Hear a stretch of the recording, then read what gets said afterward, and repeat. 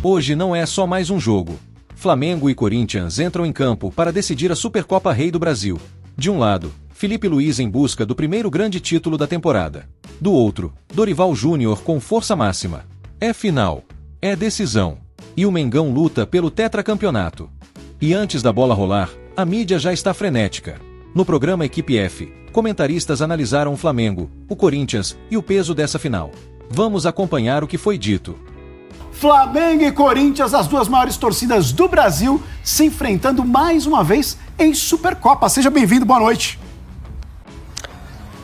Tudo bem, Luciano? Um abraço para você, muito boa noite. Boa noite aí, Pascoal, Donk, Celso, todo mundo ligado com a gente no Equipe F. Legal participar diretamente aqui de Brasília neste momento, como diria Cícero Melo, 19h07.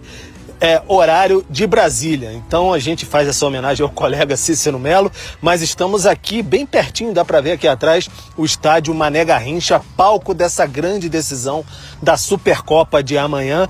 Vai ser um grande jogo, uma grande expectativa, e a gente está com o estádio aqui nas costas porque ele é muito próximo mesmo do hotel do Flamengo. O Flamengo chegou aqui, deve ter uma horinha mais ou menos, atrasou um pouco do horário previsto, mas uma grande festa, cerca ali de pelo menos uns 200 torcedores, se não for mais, o pessoal estava meio indeciso ali, até perguntei a alguns policiais, mas não sabiam precisar, mas em torno de uns 200 torcedores fizeram bastante festa aqui na chegada do elenco.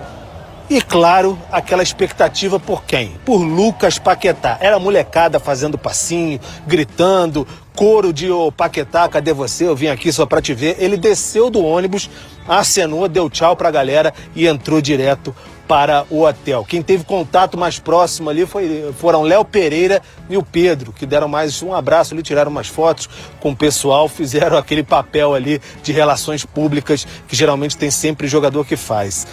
Então os dois fizeram isso e além do Paquetá, que foi inscrito, regularizado, pode estrear amanhã, o Danilo e o De La Cruz estão entre os relacionados, estão aqui em Brasília, podem fazer o seu primeiro jogo nessa temporada. Danilo, o herói do tetracampeonato ano passado da Libertadores, então uma festa bastante grande da torcida rubro-negra aqui, com fumaça, tudo que tem direito para dar esse apoio para o Flamengo na Supercopa. Parece, Luciano, amigos, que não teve impacto ainda essa sequência de 2 derrotas consecutivas, Fla-Flu no Carioca e a estreia no Campeonato Brasileiro. Mas amanhã vale taça.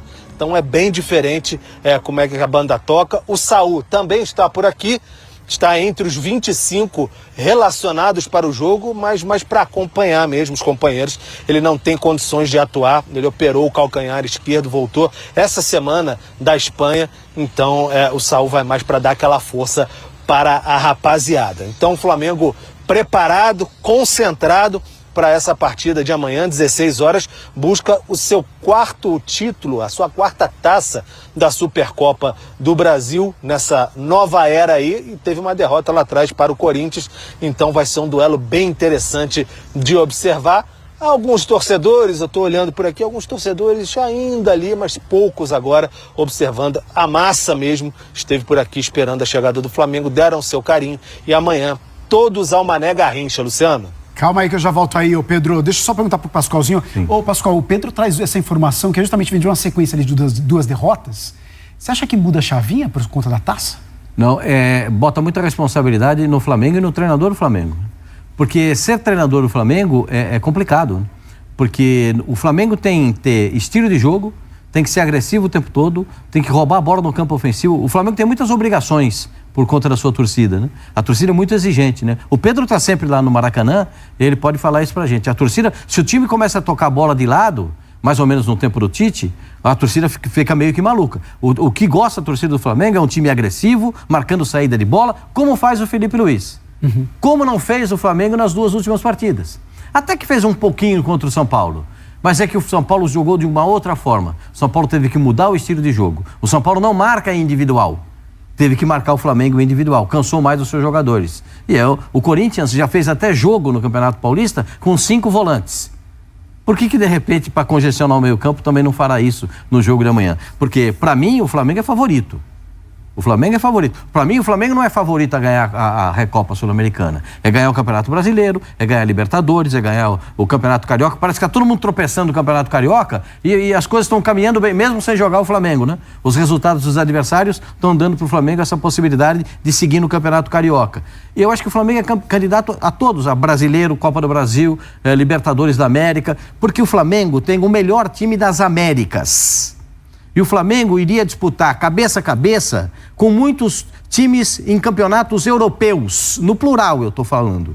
No plural. Então, o Flamengo tem um time, o melhor time, um elenco incomparável. Não tem comparação com ninguém. Não tem comparação.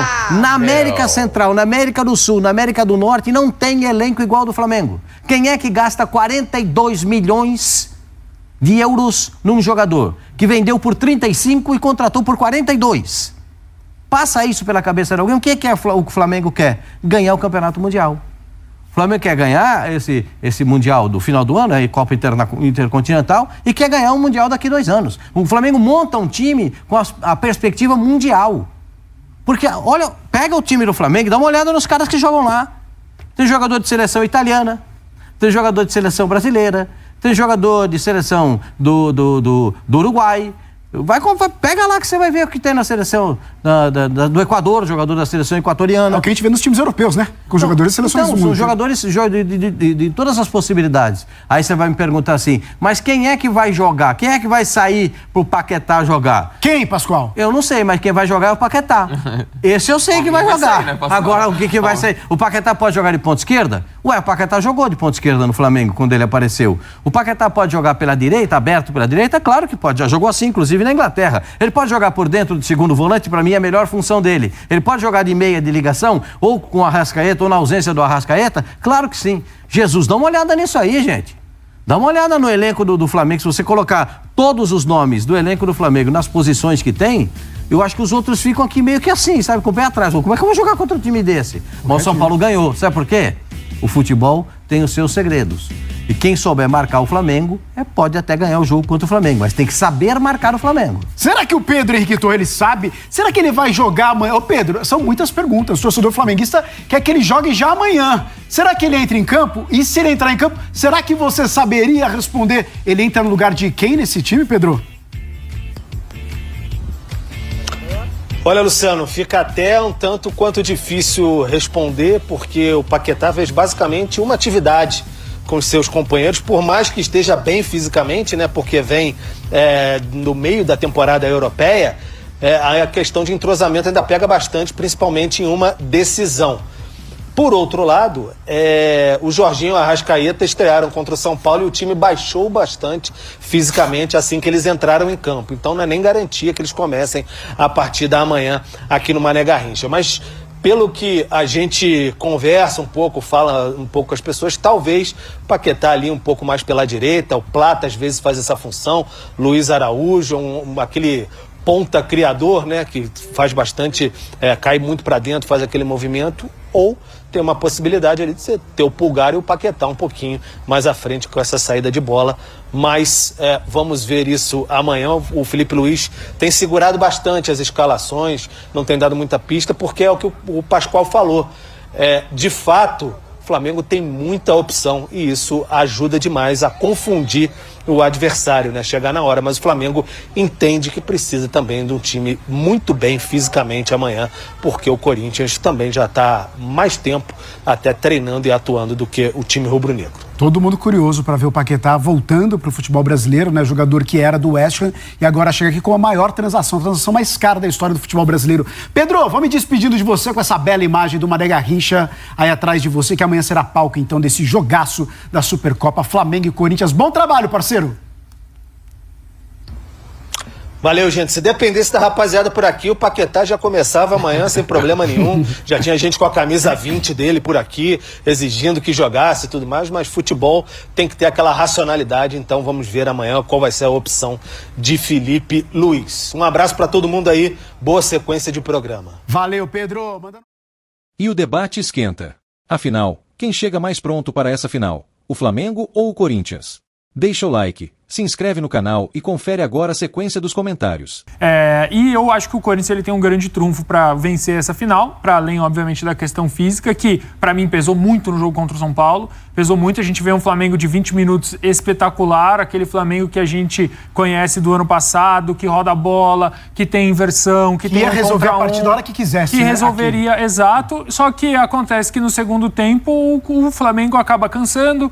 O São Paulo, aquela pressão que é muito bem feita, os jogadores passam a ficar 1, 2 segundos atrasados, o Marcos Antônio entra no jogo, ele gira uma vez em cima da pressão, gira duas, encontra um passe, encontra outro, e aí quando o Flamengo se viu nas cordas com o São Paulo vencendo, eu acho que o Corinthians não é capaz de colocar o Flamengo numa final nas cordas, mas eu acho que o Corinthians é bem capaz, ainda mais com o Dorival Júnior, que é um treinador que já mostrou diversas vezes que ele sabe armar times para fazer 1, 2 jogos, não à toa vence a Copa do Brasil com a frequência que eu tomo água praticamente, e eu acho que ele tem muito o que entregar para o Corinthians nessa final. Esse jogo para o Corinthians é o seguinte, ó, se não der para ganhar, não perde.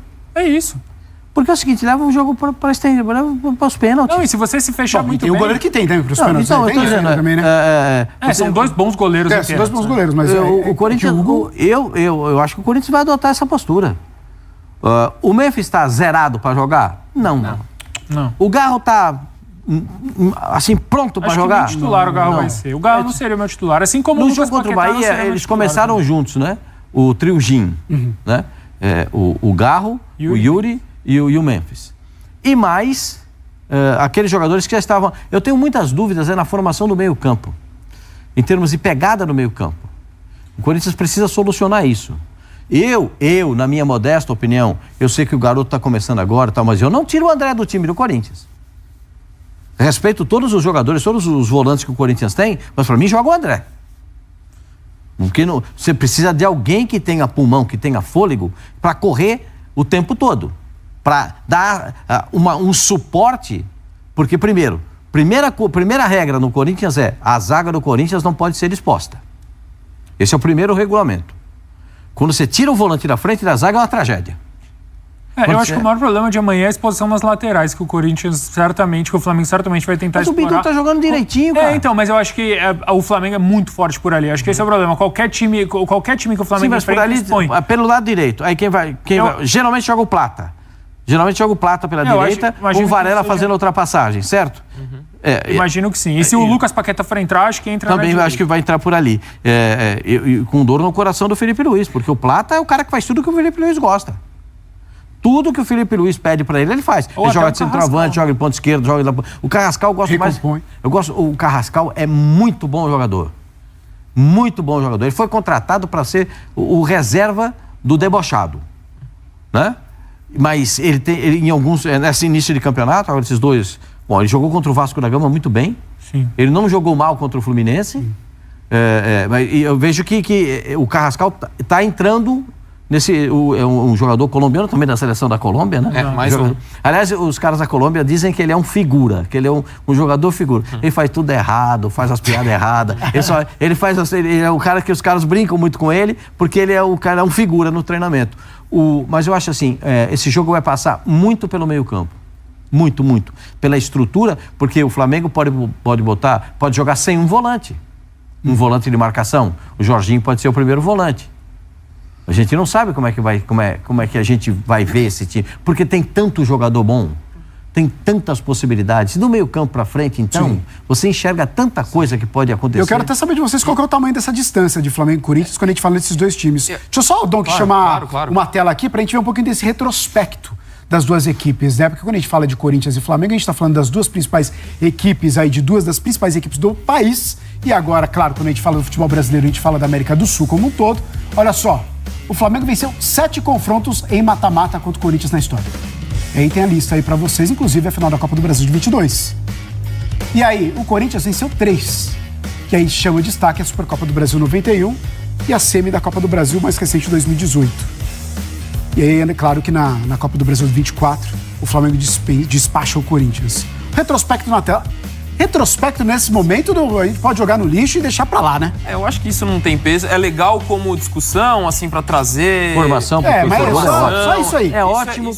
Clima de decisão, mídia dividida e um título nacional em jogo. Flamengo e Corinthians entram em campo para decidir a primeira taça de 2026. Agora eu quero saber de você. Você acha que hoje vai dar Mengão? Aproveita e deixa seu comentário sobre o jogo. Deixa o like, se inscreve para ajudar o canal a chegar aos primeiros 100 inscritos. E já sabe, se não der o like, vou achar que você é anti.